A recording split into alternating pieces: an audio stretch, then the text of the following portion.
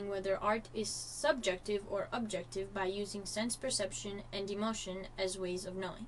In this presentation, I will only use examples from the visual arts in order to keep the presentation within the time limit.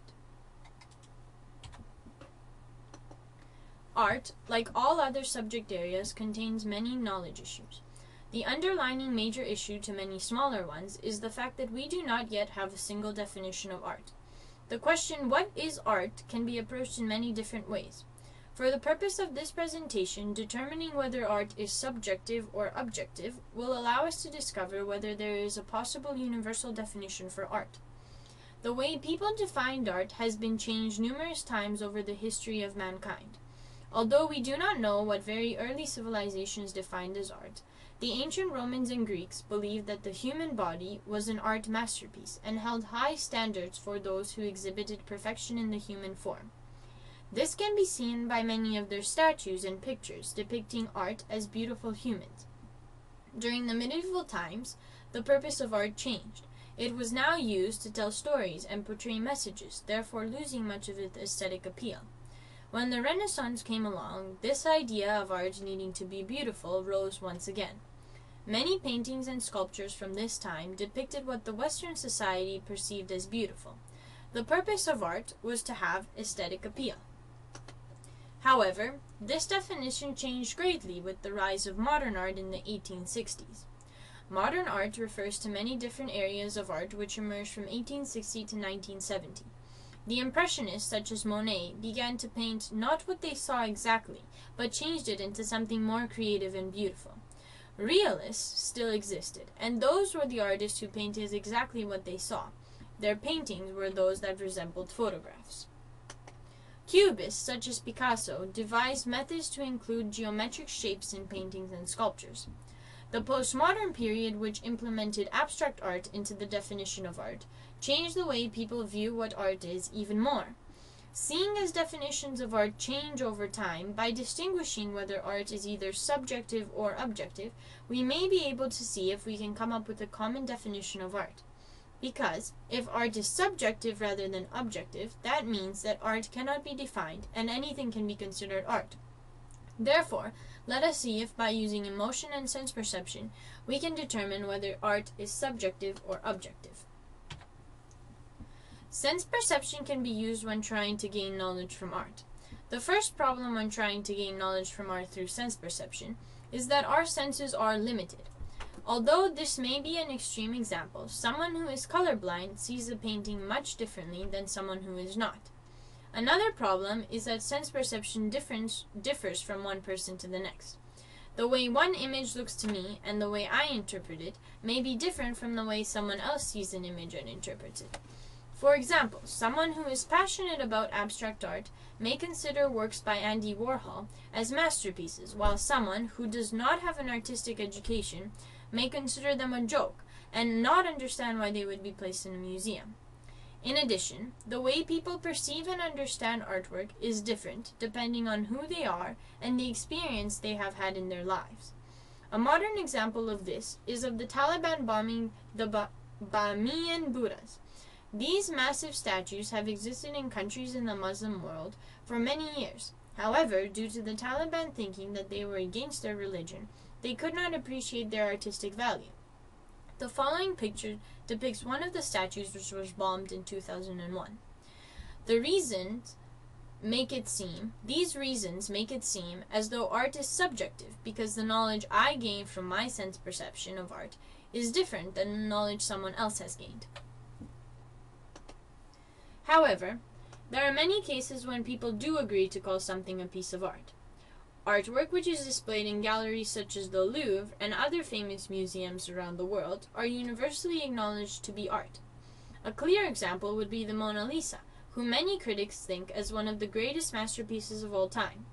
Our sense perception allows us to see these paintings, sculptures, or objects and distinguish whether they are beautiful or not, which is one definition which some people believe art should abide by. For example, let us consider the parallel of beautiful art to beautiful women. We have been brought up in a society to form similar views about women we consider beautiful regardless of their race. The majority of us humans can point out a good-looking woman in a crowd of people. This therefore means that there must be some general ability in all of us which allows us to distinguish between something beautiful and something ugly. When looking at art, this ability should exist as well, but in many cases we are influenced by other factors. Immanuel Kant explained that there is a big difference between judgments of taste and judgments of aesthetic beauty. Aesthetic judgments are those which make a universal claim. For example, the painting is beautiful. And judgments of taste are usually centered around what the viewer believes. An example of this would be, I like this painting. To use aesthetic judgment, however, we must be disinterested. By this, Kant means that we should not use our previous knowledge when judging art, and we should look at it beyond our own interests. If aesthetic judgment was more disinterested, then there could be a more global view on what is beautiful and what is not in terms of art. Art critics are examples of people who should judge art disinterestedly. However, even this theory is defeated by the fact that art is not just judged by its aesthetic appeal anymore, as was mentioned in the beginning of this presentation. Art, such as a toilet displayed in a gallery, can be ugly to some people and still be considered art by someone else, because they hold a different definition for art.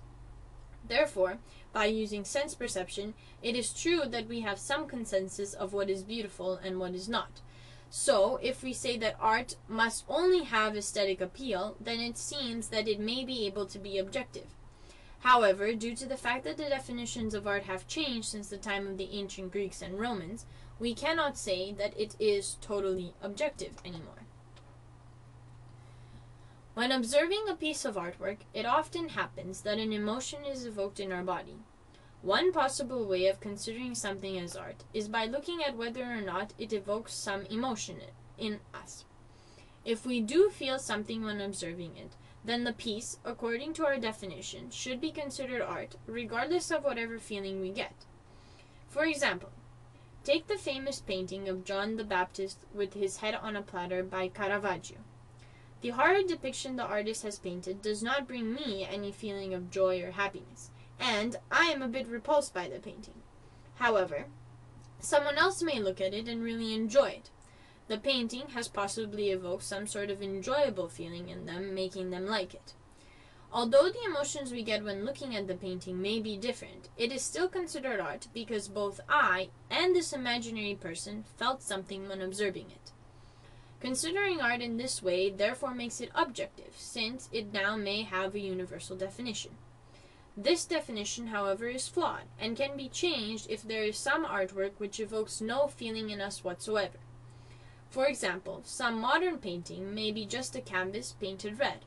Although one person may look at it and get some sort of emotion from it, someone else may see it and barely notice it in a museum, moving on to the next painting because they did not feel anything from it. In this sense, the definition of art does not hold true because it is possible for our feelings to be subjective. As we have seen, by using sense perception to gain knowledge from art, the knowledge one gains can be both subjective and objective. If we consider that each person may gain different knowledge from art, then art becomes subjective for each person and we are unable to define it universally. However, if we consider art as something which only has to be aesthetically pleasing, then many people may look at the same piece of artwork and find it beautiful, allowing it to be objective. This definition of art being aesthetically pleasing, however, does not hold true for all artwork. Therefore, we must come up with another one. By using emotion to find a definition for art, we may say that for something to be considered art, it must make us feel some sort of emotion, therefore making it objective. However, even if we use this definition, there are many cases where people look at a piece of artwork and do not feel anything about it. This makes our attempt in defining art universally fail once again. Since the knowledge gained from art can be both subjective and objective depending on the situation, then we must come to the conclusion that there is yet no universal way of defining art.